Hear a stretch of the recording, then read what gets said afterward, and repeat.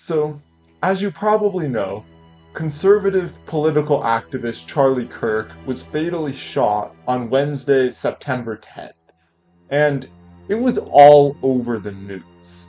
Obviously, it sparked all kinds of reactions from across the political spectrum.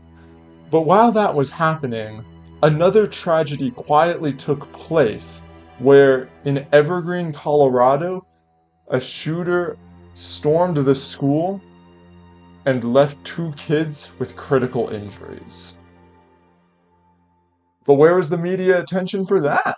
I'll tell you where it was, because instead of actually covering that, the media was more interested in how President Trump was declaring Charlie Kirk an American hero and calling for him to be buried in honor on Capitol Hill with other prominent political officials.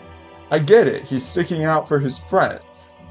But the strange thing about that is that when a Democratic representative from Minnesota, Melissa Hortman, and her husband were politically assassinated, the best President Trump could manage was a brief response. He couldn't even be bothered to call Governor Tim Walz and offer his condolences on the political tragedy.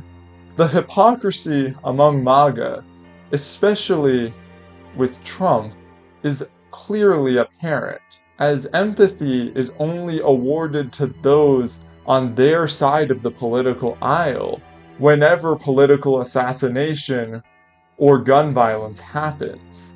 When a white man with far-right extremist views shoots a school in Uvalde, it's dismissed or only briefly acknowledged. But when a trans person shoots a Catholic school in Illinois, suddenly Republicans are full of remorse and call for gun control laws that ban trans people from owning guns.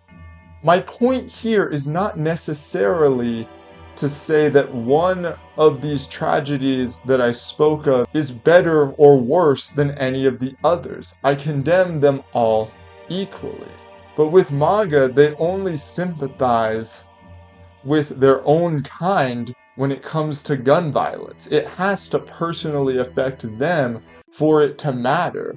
But the root problem behind all of this tragedy is the same: lack of restrictions on gun ownership and sales.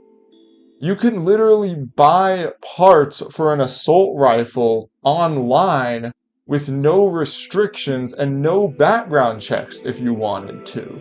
Clearly, something must be done in order to prevent these tragedies before they start. And the only thing that will do that is restrictions on who can possess a firearm and what kind of firearms they can possess. I find it very ironic that Charlie Kirk died defending the very thing that took his own life on that stage, because he too was blind to the reality that gun violence in this country is out of control and we need to do something about it. I am calling all of you to protest in the streets whenever laws are passed that relax restrictions on guns.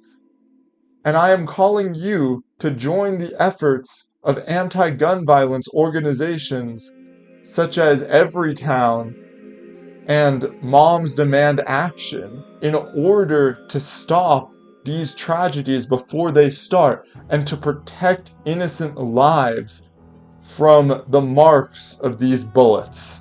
So we must all do our part in making sure that our children feel safe in their schools and that people feel free to express their political opinions without fear of getting assassinated.